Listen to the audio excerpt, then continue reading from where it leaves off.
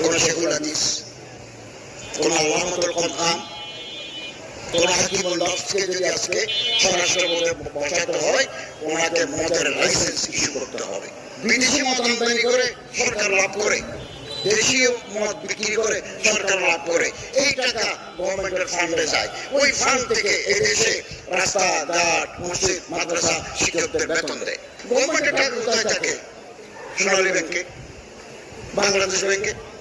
ওখান থেকে চাঁদা বাচ্চা বের হয়, ইন্টারেস্ট দিয়ে আসে, এগুলো আমরা বিতরণ করি। তো আপনি শরীয়ত পাবেন কোথায়?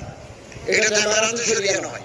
আপনি ঘরে বসে মোবাইলে আশেপাশে কথা বলতে পারবেন, রাষ্ট্র পরিচালকের সেক্রেটারিয়েট আসেন না। কোন বড় হুজুরকে যদি আজকে স্বরাষ্ট্রমন্ত্রী করা হয়, কোন শেখুল হাদিস, কোন আল্লামাতুল কোরআন, কোন হাকিমুল নফসকে যদি আজকে স্বরাষ্ট্র বোর্ডে বসাতে হয়, ওনাকে মদের লাইসেন্স ইস্যু করতে হবে।